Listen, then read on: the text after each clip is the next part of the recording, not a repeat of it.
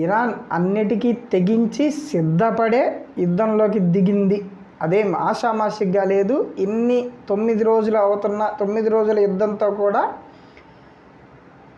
అలసిపోయినట్లుగా, Iran బక్కచిక్కినట్టుగా, Iran నష్టపోయినట్టుగా ఎక్కడా ప్రపంచానికి తెలియట్లేదు. ఇంటర్నేషనల్ మీడియా మొత్తం ఇరాన్ పని అయిపోయింది, ఇరాన్ని పూర్తిగా ధ్వంసం చేసేసింది, ఇజ్రాయెల్ అమెరికా కూడా మూకుమ్మడిగా ఇరాన్ని చావు దెబ్బ కొట్టాయి అని ఒక దండోరా వేస్తూ ఉన్న వాస్తవంలో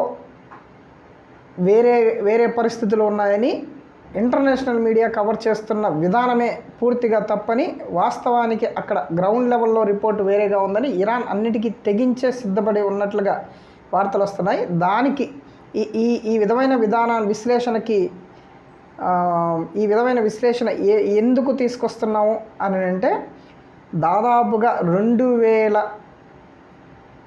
సీ మిసైల్స్ని అయితే ఏదైతే ఇప్పుడు బార్డర్లో పక్క దేశస్తులు ఎవరన్నా లోపలికి వస్తే గ్రౌండ్లో మైన్లు పెడతారు, ఎందుకంటే అవి పేలి ఎవరు బార్డర్ దాటి లోపలికి రాకుండా ఉండడానికి. అలాగే వాటర్లో కనుక అలాంటి మైన్స్ని పెడితే దాన్ని సీ మైన్స్ అంటారు. ఇప్పుడు హర్మోజ్ జలసంధి లోపల ఆ 34 కిలోమీటర్ల వే ఏదైతే ఉందో ఆ వే లోపల దాదాపుగా 2000 సీ మైన్స్ అయితే ఇరాన్ ఫిక్స్ చేసినట్లుగా వార్తలు వస్తున్నాయి. ఈ దెబ్బతోటి అన్ని దేశాలకి చమురు విషయంలో చుక్కలే కనిపించే ఆస్కారం అయితే ఉంది. ఎందుకంటే ఇప్పుడు ఆ హర్మోజ్ జలసంధిలో ఎటువైపు మాత్రమే మిసైల్స్ లేకుండా పోగలము, ఎటువైపున పోతే ప్రమాదం అంచుకి చేరుకుంటాము అనేది కేవలం ఇరాన్కి తప్ప మిగతా ఏ దేశానికి తెలియదు.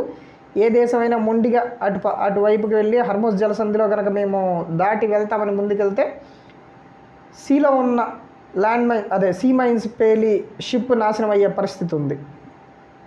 ఈ దెబ్బతో ఇరాన్ అయితే అమెరికాకి, ఇటు ఇజ్రాయెల్కి, ఇటు ప్రపంచ దేశాలకి చెక్ పెట్టిందనే చెప్పచ్చు.